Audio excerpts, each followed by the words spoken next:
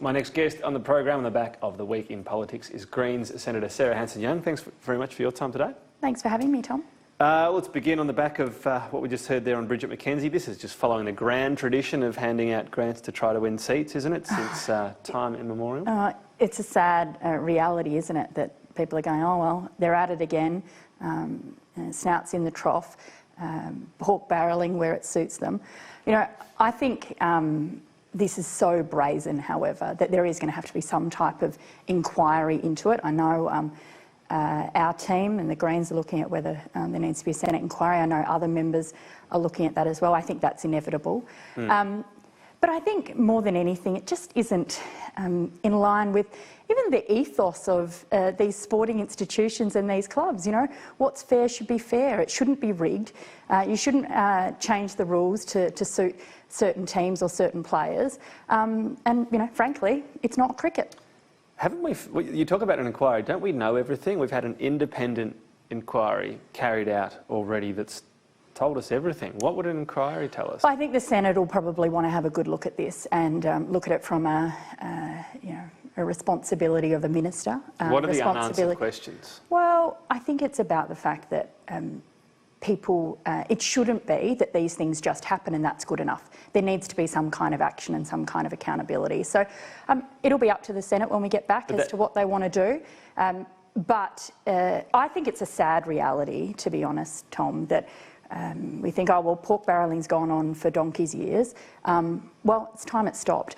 That is one of the reasons why we should have a anti-corruption body. It would look at these types of things. But when you say accountability, I mean, let's be realistic. Nothing about a Senate inquiry is going to trigger the government suddenly saying, oh, you're right, OK, we'll stand the minister aside. It's not going to happen, is it? But the Senate has a responsibility to do its job, and if the community can see that something's not right, you know, Minister McKenzie is saying she hasn't broken any rules.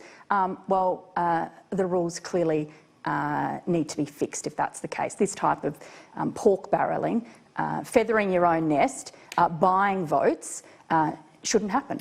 How is this different from any other government spending which they can decide where it goes? Roads, health spending, schools, anything like that. Well, and that can often favour different seats as well. What we should be doing is making sure that spending is where it's needed most. There shouldn't be pork barrelling. It shouldn't be in the interests of just marginal seats and not others. It should be on the basis of need. But that sounds sort of like government utopia. I mean, there are marginal seats. People do spend things on different areas to win elections. That's kind of our system, isn't it? Well, I think there needs to be a bit more accountability than that. And if ministers can't be trusted to do things properly, fairly, and to ensure that those that need the money and funding the most get it, then really the whole system needs to be looked at, which is why we do need an anti-corruption body. Do you say that Bridgette McKenzie is no better nor worse than the Labor ministers involved in this? Look, I know this type of behaviour has gone on in successive governments, and I wouldn't for 1 second want to try and pretend that this is isolated to just one side of politics. Doesn't make it right. And this is so brazen.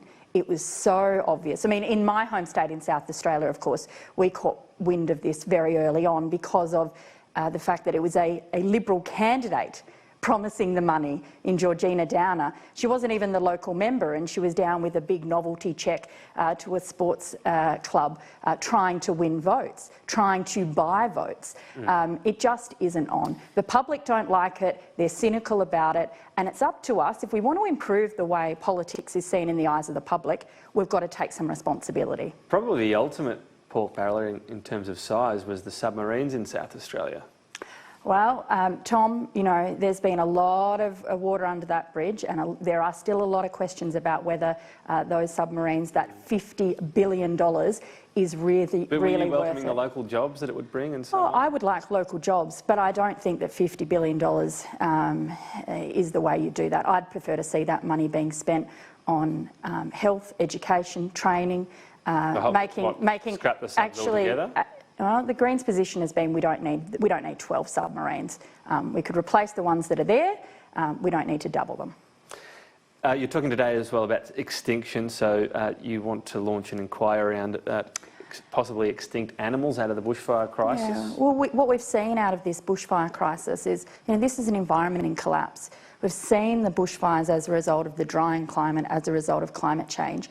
And one of the most longer-term and significant elements of this is the devastation to the environment, whether that's native species of plants, of animals, their habitat. We were already facing an extinction crisis in Australia. Australia has one of the worst extinction rates in the world. That was before these fires even occurred. So the Senate Environment Committee has already got a extinction inquiry underway. I'm going to be contacting all the members of the committee over the next few days to say we have to really roll up our sleeves now and do some work in relation to these bushfires. We did speak on the program this week to Sally Box, the Australian Threatened Species Commissioner. So she's on this task. Is that fair enough? We've got a person in the position. We've got the government announcing money for wildlife and habitat. Well, I'm very worried that what the government's announced is nowhere near enough. $50 million. But all they've done is an initial announcement. There's no cap on it. Yeah. Well, let's get at least tenfold. That's what's needed. Where do you arrive at that figure? Because we know that the animals that were already threatened and endangered before the bushfires desperately needed an injection to fund their recovery plans. There needs to be in the vicinity of $500 million put towards... How do you arrive at that figure before even knowing the scope of the problem? Well, because that's at the very least, Tom. That's at the very least of what's needed. If you're serious about restoring, protecting the environment and the animals that live there, $50 million, less than what Celeste Barber's raised, ain't going to do it. It's clearly a big issue. I'm just curious as to how that calculation is worked. Well, during the election campaign, the Greens put together a well-funded plan for restoring habitat, for protecting threatened species, and throughout that process, we crunched some numbers, and that's in the vicinity of what we came to. Just finally, you grew up in the timber town of Orbost. Now, there's a lot of talk about, obviously, fires, and Labor and the Greens have been saying, look at the emissions side of thing, which is fine, and that's part of a global effort. But in that local sort of aspect, a lot of people believe hazard reduction was insufficient there. Have you spoken to any locals, friends about... my family's property was ravaged by the fires about 2.5, 3 weeks ago. It was a pretty awful thing to go through, actually. Where I grew up, my family property, what's left is a hut that my dad built when I was about 4 years old. My brother was able to protect that, but it was a pretty anxious time, and it still is. So the family for a lot home of those. was burnt down? The property was ravished, but we were able to save the hut that my dad built. So that was the mainstead on the property? Yeah, and so we've managed to save that. But a lot of heartache, a lot of anxiety. I totally understand how these communities are feeling, and we need to be doing everything we can to help prepare these communities better, to make sure they have access to the equipment, to the resources that they need. But of course, we've always had bushfires in that area. I remember as a kid being living on the property, and every summer you'd have to be aware of the bushfires, and you have to listen to what was going on and listen for the emergency warning signs from the ABC. But we've never seen anything quite like this. The extreme heat and intensity of these fires were like nothing anyone's experienced. And it is the drying climate that has driven that. Well, is anyone in the town you've spoken to talking about, obviously as part of adaptation, which is the stage we're at now, like it or not, around perhaps hazard reduction? Some of the anecdotal evidence that's been put forward to us is around, for example, just being able to say, gee, this tree is quite close to my property, I want to chop it down, and going through years of red tape as a result. Well, talking to the experts about this, it's quite clear that that isn't the problem, that actually when they try to do hazard reduction burning, the time frame by which that can take place is getting smaller because of the changing climate, and that is a problem.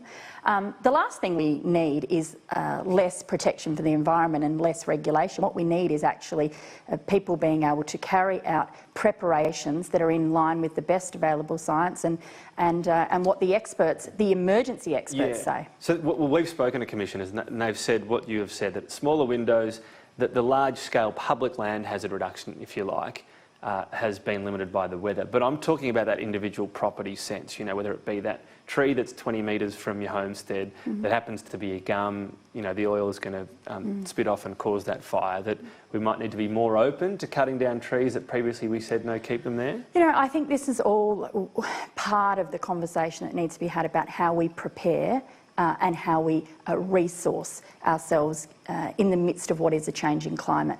You know, the Prime Minister was warned that this was going to be a killer, horror bushfire season. He ignored it. Why did he ignore it? He still hasn't explained that. I suspect it's because being able to have that conversation would, of course, open the rest of the debate to a conversation about what is going on with climate change. You can't talk about being prepared and better informed and better resourced without talking about the elephant in the room, which is the drying climate, the impact that climate change is having on our environment, our communities, and what we're going to do to address that. Sarah Hanson-Young, I appreciate your time. Thank you. Thanks, Tom.